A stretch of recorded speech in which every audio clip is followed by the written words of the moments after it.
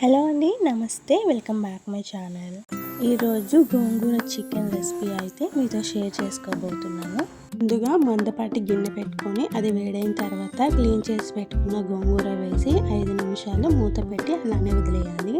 5 నిమిషాల తర్వాత చూడండి, గోంగూర ఇలా మగ్గుతుంది. గోంగూర మొత్తాన్ని మెత్తంగా మగ్గించుకొని పక్కన పెట్టుకోవాలి. గోంగూర కొంచెం చల్లారిన తర్వాత మిక్సీ జార్లో వేసి మెత్తగా మిక్సీ పట్టుకొని పక్కన పెట్టేసుకుందాం.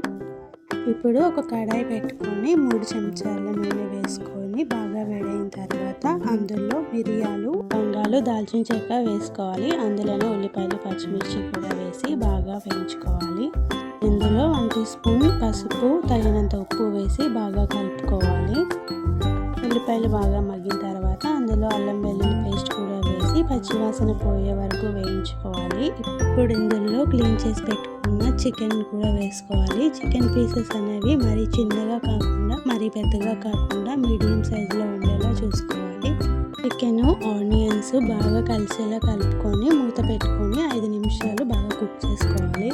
5 నిమిషాల తర్వాత చూడండి, ఇలా ఆయిల్ అనేది సపరేట్ అవుతుంది. మళ్ళీ ఒకసారి కలుపుకొని మళ్ళీ మూత పెట్టుకొని 5 నిమిషాలు బాగా కుక్ చేసుకోవాలి. ఇలానే 2-3 సార్లు కలుపుకుంటూ ఇలా వాటర్ అనేది చికెన్ నుంచి సెపరేట్ అయ్యేలా చూసుకోవాలి.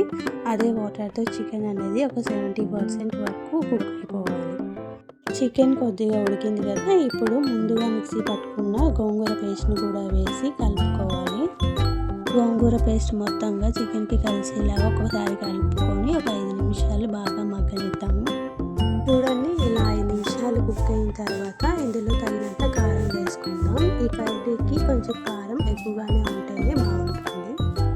కారం మొత్తంగా కలిసేలా ఒకసారి కలుపుకొని మూత పెట్టేసుకొని 5 మినిట్స్ బాగా కుక్ చేసుకుంటే చూడండి, ఇలా ఆయిల్ అనేది సపరేట్ అవుతుంది. ఇప్పుడు గ్రేవీ కోసం కొంచెం వాటర్ యాడ్ చేసుకోవాలి. మొత్తంగా కలిసేలాగా ఒకసారి కలుపుకోవాలి. నిమిషాలు బాగా కుక్ చేసుకున్న తర్వాత లాస్ట్లో కొత్తిమీర యాడ్ చేసుకుంటే కర్రీ రెడీ అయిపోతుంది. వేడిగా సర్వ్ చేసుకుంటే చాలా టేస్టీగా ఉంటుంది. ఒకసారి ట్రై చేసి నచ్చితే లైక్ చేయండి, షేర్ చేయండి. నా ఛానల్ని సబ్స్క్రైబ్ చేసుకోవడం మాత్రం మర్చిపోకండి. Thank you.